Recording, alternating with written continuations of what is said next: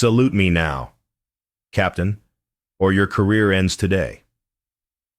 General Douglas Whitaker's voice cut like a blade across the parade ground. Hundreds of soldiers froze, eyes locked on Captain Isabella Ramirez. She didn't move, not an inch. The sun scorched her uniform, but her silence burned hotter. To them, it looked like arrogance. To her, it was justice. For the first time in 12 years, Isabella refused the ritual that defined her life, not because she was weak, but because the man demanding her salute was the same man who destroyed her father's honor. And today, the truth would finally erupt. 15 years earlier, the Ramirez name had been dragged through the mud. Colonel Alejandro Ramirez, Isabella's father, wasn't just another officer. He was a legend in his regiment, a man who had given 25 years to the army with flawless service. Medals lined his chest, and soldiers followed him without question. But all of that shattered when whispers of misconduct surfaced. The accusations were brutal, painting him as negligent during a classified operation. He was court-martialed, stripped of his rank, his pension stolen 3 years before retirement. To the outside world, he was a disgrace. To Isabella, he was still her hero. She remembered him pacing the living room on the night before the trial, rehearsing words that no one would believe. His hands trembled as he folded his uniform for the last time, treating it with the same dignity he had shown in combat. The army abandoned him, but his daughter never did. When stress and shame finally claimed his life, 5 years later, Isabella made a vow over his casket. She would reclaim the honor that was stolen. She would uncover the truth, and she would make the man responsible. General Whitaker. Answer for everything he buried. For most soldiers, joining the army is about service, duty, or survival. For Isabella Ramirez, it was about redemption. The day after her father's funeral, while the grief still burned like fire in her chest, she walked into the recruiting office and signed her name. To her. The uniform was no longer just cloth and medals. It was a weapon. The only weapon she had to restore what had been stolen from her family. From her very first assignment, Isabella fought to rise above the shadow of disgrace cast over the Ramirez name. She was relentless. While others complained, she volunteered for the toughest deployments. While others looked for shortcuts, she doubled down on discipline. Within 12 years, she had become one of the Army's most respected young captains, decorated with medals her father never lived to see. Her performance was flawless, her reputation untouchable, or so it seemed. But beneath the shining record, Isabella carried a secret mission. Every posting, every deployment, every handshake with senior officers was another opportunity to dig deeper into the files that buried her father. She learned how to navigate bureaucracy, how to pull strings quietly, how to earn the trust of people who guarded the truth. Slowly, piece by piece, she built her case. She uncovered transfer orders that didn't make sense, sealed reports riddled with inconsistencies, testimonies that had been silenced. The trail always led back to one name: General Douglas Whitaker. He had been younger then, ambitious, hungry for promotion, to protect himself. He had sacrificed her father, and the Army had let him. Isabella knew the day would come when she would stand face to face with him. She prepared, not only with evidence, but with resolve. Every run before dawn, every drill under the scorching sun, every salute she rendered to superiors. It all sharpened her into the kind of soldier her father would have been proud of. But unlike him, she was not going to be silent. The uniform gave her rank. The evidence gave her leverage. And the memory of her father gave her fire. For 12 years, Isabella had waited. Now, standing on the same parade ground where her father was destroyed, she realized the moment had arrived. She would not just serve the army. She would put it on trial. The parade ground grew unbearably still. The kind of silence that crushes even the sound of footsteps.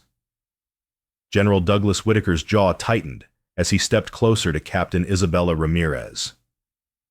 His voice thundered, calculated to humiliate her in front of every soldier and civilian in attendance.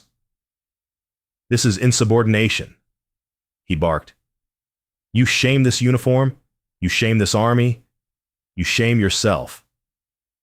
The words rolled across the field like cannon fire. Officers shifted uncomfortably. Enlisted soldiers avoided eye contact. Cameras and phones rose in the crowd, capturing every second. Isabella could feel the weight of history pressing down. The very same ground where her father had once stood tall now threatened to bury her. Whitaker's aide, Major Frank Dillard, stepped forward, eager to impress. "Sir, permission to have her detained immediately." His words sliced through the tense air, and the military police began to close in. Their hesitation was clear. None of them wanted to put handcuffs on a decorated officer who had earned more respect in 12 years than most gathered there. But Whitaker's glare left no room for defiance. From the sidelines, Colonel Jonathan Reed tried one last time. He leaned in close, his voice barely above a whisper. "Isabella, please don't do this. Salute. Apologize. You can salvage everything." His eyes carried genuine concern, but also disbelief. He couldn't fathom why one of his finest officers would risk everything on a single act of defiance. Isabella's pulse hammered in her ears. Around her, the whispers grew crueler. She's lost it. Career suicide. Another Ramirez disgrace. She stood alone. A single figure against the storm of judgment, yet her stance never wavered. Whitaker, emboldened by the murmurs, raised his voice even louder, dripping with condescension. "See this, soldiers? This is what happens when loyalty crumbles. This is weakness disguised as pride."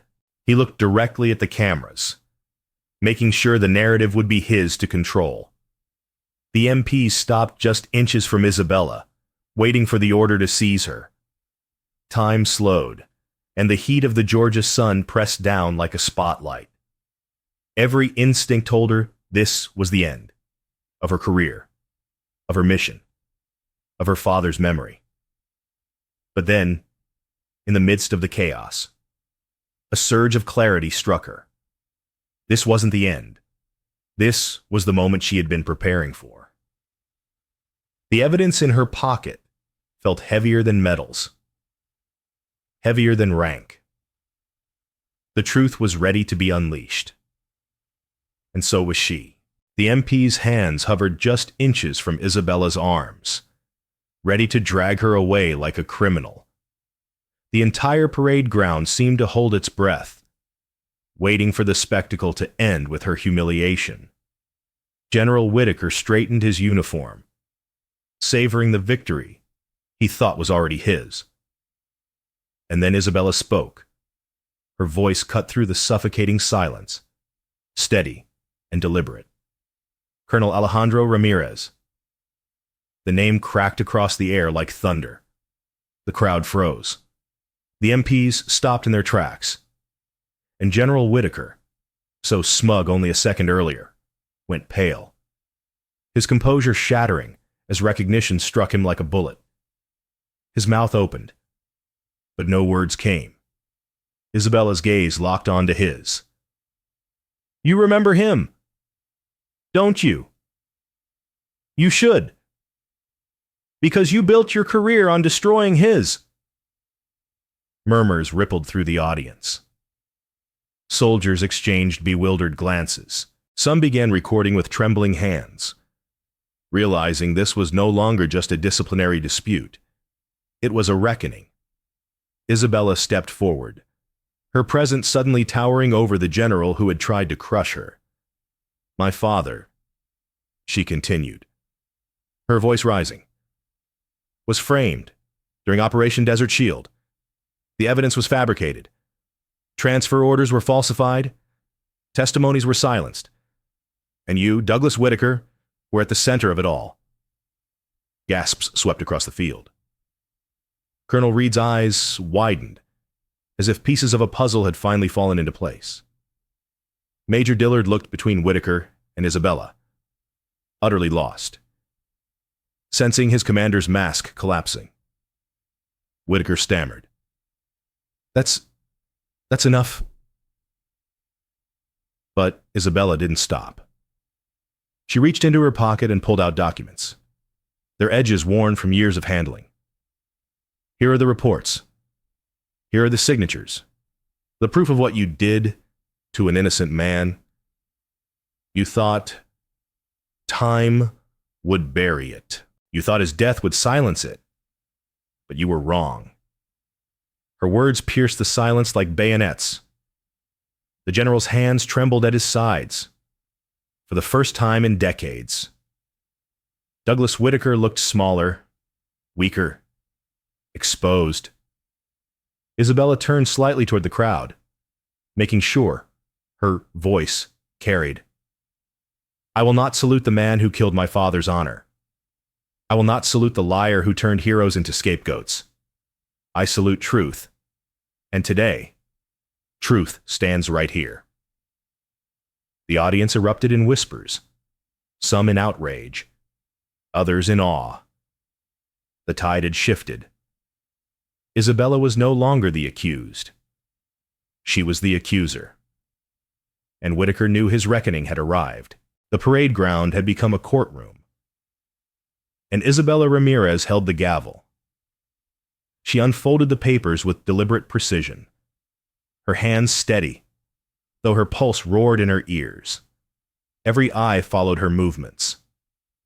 Every camera lens fixed on the scene. These, Isabella declared, lifting the first document high enough for the crowd to see, are the falsified transfer orders from Operation Desert Shield. The signatures don't match. The dates don't align. And the officers who supposedly authorized them? They were deployed halfway across the world at the time. Gasps rippled through the ranks. She pulled another sheet from the file. This is testimony from Sergeant Clark. His original statement blamed logistical failures on senior command. But the copy submitted to the court-martial? Rewritten. Altered. His words twisted to indict my father, and the man overseeing that rewrite. She paused, letting the silence drag before she spat out the name. Douglas Whitaker. Whitaker's face blanched, sweat beating at his temple. He tried to speak, but his voice cracked. This is slander. Isabella cut him off. This is proof. She displayed a final document, a chain of emails buried deep in archives. Correspondence that revealed Whitaker and two associates, scrambling to protect their careers after a failed mission. You needed a scapegoat. You needed a spotless record for your promotion. So you chose my father. You condemned an innocent man to disgrace so you could pin stars on your shoulders. The crowd erupted in shocked murmurs. Some officers looked away in shame, while others glared at Whitaker with disgust. Colonel Reed stepped forward, snatching a page from Isabella's hand, scanning it with widening eyes. When he looked up, fury burned in his expression. This is damning. Every word checks out. Whitaker staggered backward, his once commanding presence collapsing under the weight of truth. His hands shook violently, his voice reduced to a whisper. You don't understand. But no one was listening anymore. His authority was gone, stripped not by rank or regulation, but by the relentless courage of a daughter demanding justice. Isabella folded the papers and stood tall. The Ramirez name will not be buried in lies. Not anymore. The silence that followed was deafening. General Douglas Whitaker, the man who once commanded fear and obedience, now stood exposed. His legacy unraveling under the unforgiving glare of truth. The air over the parade ground felt electric, thick with the weight of revelation. General Douglas Whitaker, once untouchable, once feared, stood trembling like a man stripped bare in front of his own army. His medals gleamed in the sun, but they no longer symbolized honor. They looked like stolen trophies, glinting mockingly on a thief's chest. Colonel Jonathan Reed broke the silence first, his voice ringing clear. General Whitaker, he said, each word heavy with condemnation. I'm taking custody of these documents, effective immediately. You are relieved of command pending a full tribunal. The crowd erupted, not in cheers, but in a storm of whispers, gasps, and shouts. Soldiers exchanged glances, some nodding, others shaking their heads in disbelief. The MPs who had come to seize Isabella now turned their focus on Whitaker. Their hesitation gone. The predator had become the prey. Whitaker staggered forward, reaching for the microphone as if the right words could still salvage him. This is a misunderstanding, he stammered. You don't know what it was like back then. We had to make sacrifices. Sacrifices? Isabella's voice cut through his excuse like steel. You didn't sacrifice yourself. You sacrificed my father, a man who lived and died with integrity, while you climbed ladders built on his ruin. The general's lips quivered, but no sound came. The once iron figure now looked like a hollow shell, shrinking under the scorn of those he once commanded. Colonel Reed stepped forward again, his tone unyielding. General Whitaker, you will face court-martial, and when this investigation concludes, your record will reflect the truth you tried to bury. He gestured sharply to the MPs. Escort him from this field! For the first time, Douglas Whitaker did not resist. His shoulders slumped, his eyes hollow. As the MPs moved to his sides, the crowd parted, watching the fall of a man who had once seemed invincible. Cameras flashed, recording every step of his disgrace. And in that silence, Isabella moved. She turned toward Reed, pulled herself to rigid attention, and rendered a crisp, flawless salute. The gesture echoed like thunder, not to Whitaker, not to corruption, but to justice, to truth, to the memory of her father. Reed returned the salute with visible emotion.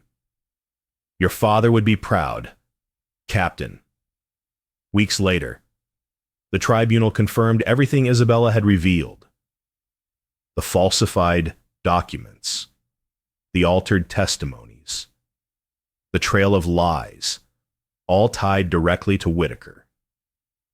His stars were stripped from his shoulders. His career ended in disgrace. His name etched into history not as a leader, but as a cautionary tale. For Colonel Alejandro Ramirez, justice came at last.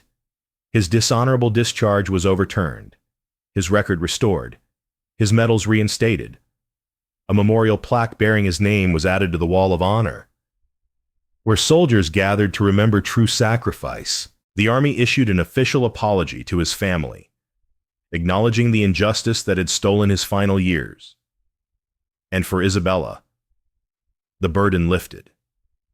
She had not only saved her father's name, she had proven that even against towering power, truth could prevail. As she stood once more on the parade ground where it all began, Isabella whispered to herself, "We did it. Papa. They'll remember you now, not for lies, but for the man you really were." The dust of the parade ground had long settled, but the echoes of that day never faded. Captain Isabella Ramirez's defiance became more than an act of insubordination. It became a story whispered in barracks, studied in classrooms, and remembered in every place where the weight of rank once demanded blind obedience. Her father's name, Colonel Alejandro Ramirez, no longer lay buried beneath the lies of men hungry for power. It was engraved in marble, honored on memorial walls, where soldiers paused to salute and reflect. His picture hung in the halls of Fort Benning, no longer a cautionary tale of disgrace, but a symbol of integrity reclaimed. Every time Isabella walked past those walls, she knew she had kept her promise. But Isabella's stand meant more than restoring one man's honor. It cracked open a truth many were afraid to face. Corruption could exist even in sacred institutions. And yet, justice could still rise when someone had the courage to demand it. For young soldiers, her story became a reminder that loyalty was not about silence. It was about protecting the very principles the uniform was meant to defend. In the months that followed, lectures and training programs cited Isabella's case. Instructors pointed to her decision as a lesson. Sometimes, following orders blindly isn't loyalty. Sometimes, true loyalty is refusing to salute the unworthy. These words traveled far beyond Fort Benning, into the wider military community, into families who had lost faith in the system, and into the hearts of children who had once been told their parents were disgraced. For Isabella herself, the legacy was deeply personal. She no longer carried the burden of shame that had haunted her since her teenage years. The whisper of her father's name no longer burned with bitterness. It resonated with pride, and in quiet moments, she found peace in knowing that his story had not been erased, but elevated, carved into the conscience of the army he had loved so much. The truth had cost her dearly. Moments of isolation, near destruction of her career, and years of silent suffering. But in the end, it had given her something no metal could: freedom. Freedom from the lies that shackled her family. Freedom to wear her uniform without the shadow of disgrace. Freedom to serve not just the army, but the truth itself. On the anniversary of her father's death, Isabella stood once again at the memorial wall. The sun dipped low, casting golden light across the names of the fallen. She placed her hand on the cold stone and whispered, "Your fight is over, Papa. But your legacy lives in me." And as she walked away, she understood something profound. Sometimes the greatest salute is not a gesture of the hand, but the courage of the heart. Her story became a beacon, not just for soldiers, but for anyone who had ever been silenced, betrayed, or forgotten. A reminder that truth, though buried, can rise. That honor, though stolen, can be reclaimed. And that justice, though delayed, can still prevail. Stories like Isabella's remind us that truth can't be buried forever, and that one act of courage can change everything. If this story moved you, let us know in the comments. Whose legacy do you believe still deserves justice? Don't forget to hit like, share this video with others who need inspiration, and subscribe to our channel for more powerful stories of honor, sacrifice, and redemption. Together, we keep these voices alive.